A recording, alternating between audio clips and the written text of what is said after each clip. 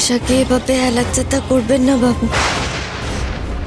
এই পয়সা দিয়ে বাবা নীলকণ্ঠের বিধিমের 1 চটা গ্রেডি তেল হয়ে যাবে। কত বুবুক্কু মানুষ আছে যারা দুগাল মুড়ি খেয়ে বেঁচে যাবে এই পয়সাখানা পেলে।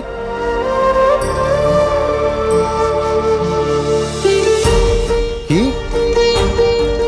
তুমি কে? হ্যাঁ, ভিক্ষে করতে এসে এত বড় সাহস করতে গেছে? হ্যাঁ, তোমার দয়া করে 10 টাকা দিয়েছি আবার জ্ঞান কপচানো হচ্ছে। যাও, বেরো বেরো বাড়ি থেকে। এই মেয়ে, এত বড় সাহস, ঘরের ভেতরে ঢুকে পড়ছো চোরের মতন। আমরা দূর দূর করে তাড়াচ্ছি, যাচ্ছ না, তার উপরে আমাদেরকে জ্ঞান দিচ্ছ। এই ঘর ধাক্কা দিয়ে বার করে দেবো নাকি তোমাকে? হ্যাঁ, এই শোনো, তুমি এখান থেকে যাও তো। টাকা নিলে নাও, না হলে চলে যাও। আমাদের বাড়ির ছেলে সবে ফিরেছে তো, ওকে এখন আমাদের দেখভাল করতে হবে। তুমি এসো, যাও। দেখো দাঁড়িয়ে আছে, ও যাবে না। আমি বুঝতে পেরেছি 10 টাকায় হবে না, আরো বেশি চাই, তাই তো? কিচ্ছু পাবে না, উল্টে ঘাড় ধাক্কা পাবে। আরে সিকিউরিটি গার্ড গুলো কোথায় গেল? এই আমি ফোন করছি সিকিউরিটিকে। আমি যাব না,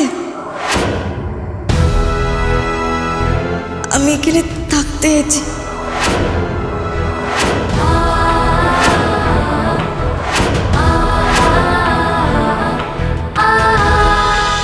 তুমি এখানে থাকতে এসেছো? কে তুমি? এই দাঁড়া, আজকে তো আমাদের বাড়িতে একটা নতুন কাজের মেয়ের আসার কথা ছিল।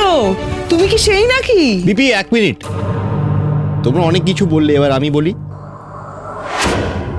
বাবা, উনি আমার সঙ্গে এসছেন।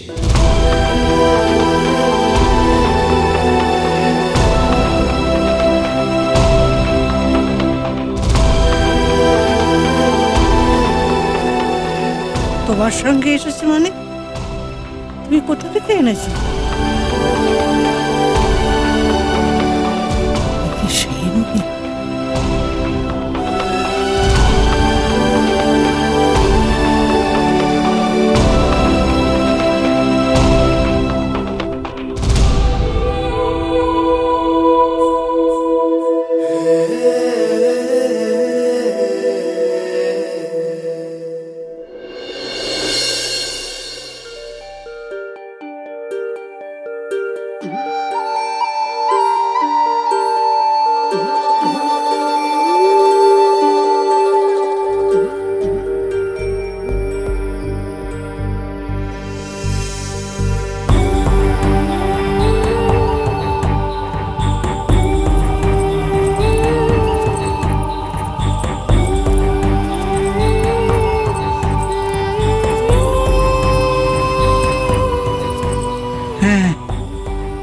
তেমনি গরম,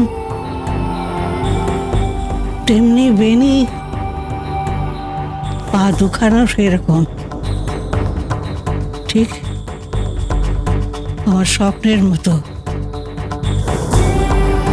স্মৃতিতে আর ঠাম্মি, আসলে তুমি যেমনটা ভাবছো তেমনটা নয়। আসলে ওনার আশ্রয় দরকার ছিল, তাই ওনাকে নিয়ে এসেছি।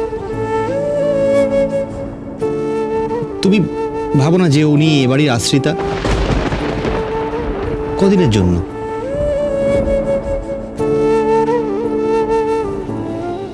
আচ্ছা, আপনি ভেতরে আসুন, ওই শিথিরার কপালের রংটা ধুয়ে নিন।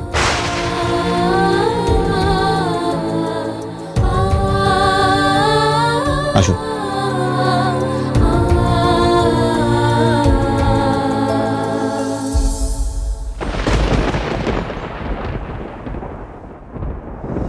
বাবা নীলকণ্ঠ, মা যেন কখনো জানতে না পারে আমি ঠকে গেছি। বড় কষ্ট পাবে গো। আমিও যেন এই কথা মনে না রাখি। শুধু এইটুকু মনে রাখবো যে আমি তোমার কাছে এসেছি বাবুরে বাঁচাতে। বাবু আমায় ঠকিয়েছেন, আমায় বাঁচাতে। মঙ্গল করো বাবা নীলকণ্ঠ। ইস, এই মেয়েটার সাথে আমাদের থাকতে হবে। ও মাই গড, ও মাই গড। গ্রামের সেই মেয়ের সঙ্গে কিঞ্জলের বিয়ে দেওয়ার কথা হয়েছিল ঠিকই, কিন্তু এ তো পুরো গেওর হতো। এই ও নিশ্চয়ই সে নয়। আরে ওর সিঁদুর দেখে তো আমি নিজেই নার্ভাস হয়ে গেছিলাম। ভাগ্যিস ও কিঞ্জলের বউ না। পিসিমণি, তুমি আরো ওস্কাও গ্রামের মেয়ের সাথে বিয়ের জন্য। এরকম আনকালচার্ড গেও ভূত এরাই আসবে আমাদের জীবনে। প্লিজ, আমার গাটা কিরকম ঘিন ঘিন করছে। এক মিনিট সিথি লাল মানে কিঞ্জলের না হোক, কিন্তু ও অন্য কারোর বউ নিশ্চয়। তাহলে কিঞ্জল ওকে সিথি ধুতে বলে গেল কেন? সত্যি তো, কিঞ্জল কেন অন্যের বউকে সিঁথি ধুতে বলবে? দাদা বলছি, আপনি কি কিছু শুনেছেন? মানে দিদি ভাই কি আপনাকে ফোনে মেয়েটার ব্যাপারে কিছু বলেছে? না না, আমাকে শুধু এইটুকুই বলেছিল যে ভুজঙ্গপুর থেকে ওরা দুজন অক্ষত অবস্থায় ফিরছে।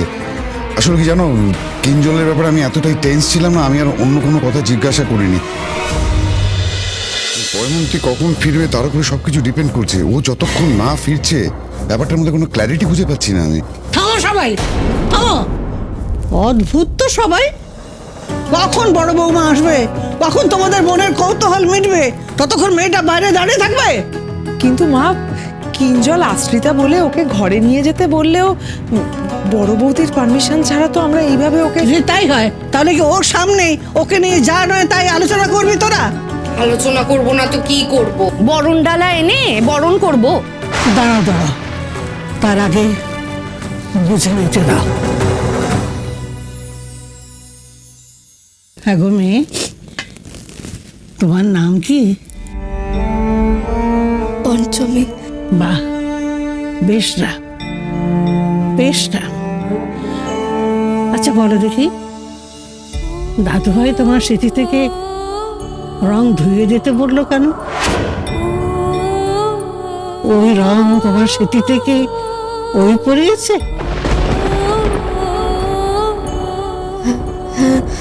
উনি পড়িয়েছেন।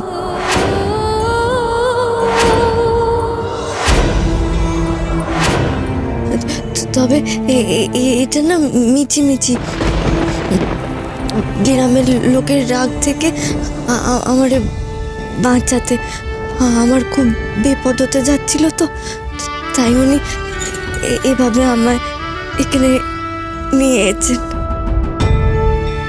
মিছিমিছি যখন, তখন এত কাঁদছো কেন?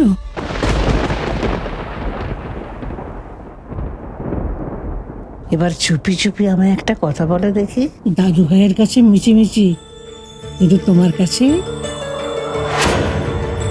পারবে ওই রং স্মৃতি থেকে ধুয়ে ফেলতে? না না না, আবার নীলকণ্ঠের সামনে উনি আমার স্মৃতি রাঙিয়েছেন, সে রং আমি ধোবো কেমন করে গো? বাবার নীলকণ্ঠ না চাইলে বাবুর কি সাধ্য হতো যে আমার স্মৃতি রাঙাবেন? হতো না তো। তার মানে তুমি মনে মনে আমার দাদু ভাইকে স্বামী মেনেছো, তাই তো?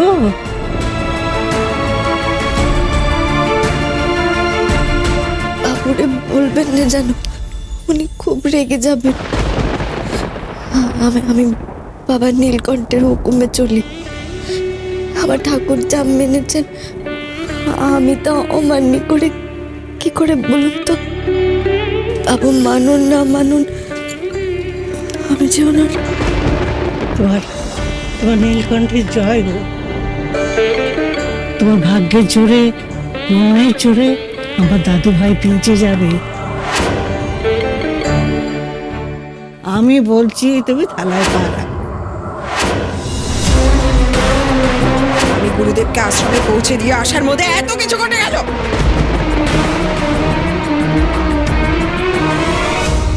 আপনি আমাকে বাঁচাতে আসেননি, নিজেকে বাঁচাতে এসেছেন। এর চেয়ে বেশি কিছু ভাববেন না আর ভাবাবেন না। সাপ সাপ উঠতে সাপ।